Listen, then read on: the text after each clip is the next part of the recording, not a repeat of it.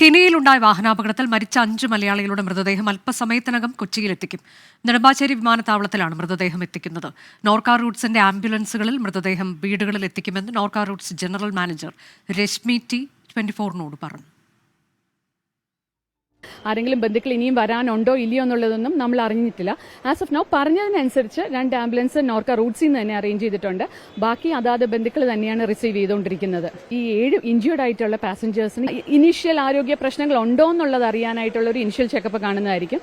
അതിനുശേഷം വേറെ ആരോഗ്യ പ്രശ്നങ്ങളൊന്നും ഇല്ലായെങ്കിൽ അവരെ ഉടൻ തന്നെ പുറത്തോട്ട് ഇറക്കുക. ആരെങ്കിലും ബന്ധുക്കൾ ഇനിയും വരാനുണ്ടോ ഇല്ലയോ എന്നുള്ളതൊന്നും നമ്മൾ അറിഞ്ഞിട്ടില്ല. ആസ് ഓഫ് നൗ പറഞ്ഞതിനനുസരിച്ച് 2 ആംബുലൻസ് നോർക്ക റൂട്ട്സിൽ നിന്ന് തന്നെ അറേഞ്ച് ചെയ്തിട്ടുണ്ട്.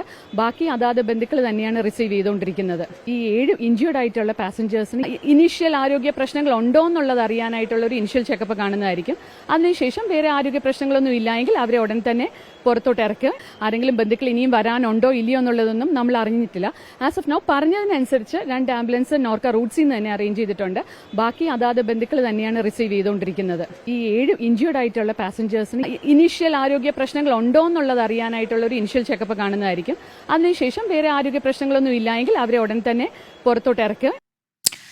ആൻമരിയ സണ്ണി വിവരങ്ങളുമായി. ആൻമരിയ, ആരുടെയൊക്കെ മൃതദേഹമാണ് എത്തിക്കുന്നത്? മൃതദേഹം നാട്ടിലെത്തിക്കുന്നതിനൊപ്പം പരിക്കേറ്റവരെ അതാത് ഇടങ്ങളിലേക്ക് എത്തിക്കുന്നതിനുമൊക്കെ നോർക്ക റൂട്ട്സ് എന്തൊക്കെ സജ്ജീകരണം ഏർപ്പെടുത്തിയിട്ടുണ്ട് എന്നതാണ് ടി രശ്മി പറഞ്ഞത്.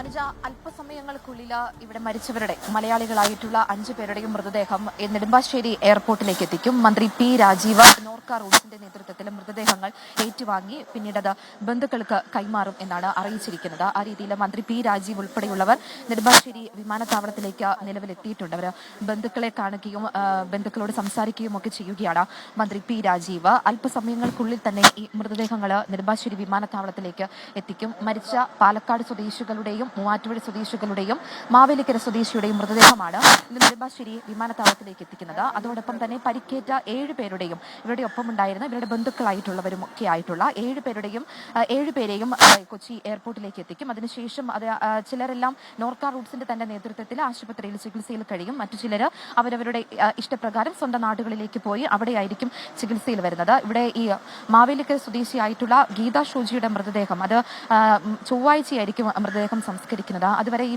പാലാരിവട്ടത്ത് ആയിരിക്കും മൃതദേഹമുള്ളത്. റിനൈ മെഡിസിറ്റിയിൽ മൃതദേഹം സൂക്ഷിക്കും. അതായത് ആ ഗീതാ ഷോജിയുടെ ഭർത്താവിനും മകനും ഈ അപകടത്തിൽ ഗുരുതരമായിട്ട് പരിക്കേറ്റിട്ടുണ്ടായിരുന്നു. അവർക്ക് ഓപ്പറേഷൻ ഉൾപ്പെടെയുള്ള കാര്യങ്ങളിലേക്ക് പോകേണ്ടതായിട്ടുണ്ട്.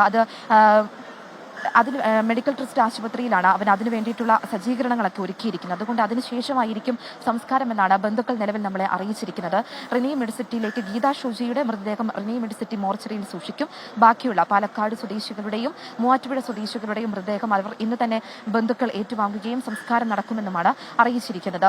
അനുജ, എന്തായാലും അല്പസമയങ്ങൾക്കുള്ളിൽ വേദനാജനകമായിട്ടുള്ള 28 പേർ സഞ്ചരിച്ച ആ അപകടത്തിൽ 5 പേരാണ് മലയാളികളായിട്ടുള്ള 5 പേരാണ് മരണപ്പെട്ടത്. അവരുടെ മൃതദേഹം അല്പസമയങ്ങൾക്കുള്ളിൽ നെടുമ്പാശ്ശേരി വിമാനത്താവളത്തിലേക്ക് എത്തിക്കും. അനുജ, കഴിഞ്ഞ ദിവസമാണ് കെനിയയിൽ വാഹനാപകടമുണ്ടായതിൽ 5 മലയാളികളാണ് മരണമടഞ്ഞത്. പാലക്കാട് മാവേലിക്കര സ്വദേശികൾ ഉൾപ്പെടെയുള്ളവരുടെ മൃതദേഹം അല്പസമയത്തിനകം നെടുമ്പാശ്ശേരിയിൽ എത്തിക്കുകയാണ്. അവിടെ മന്ത്രി പി രാജീവ് ഉൾപ്പെടെയുള്ളവരുണ്ട്.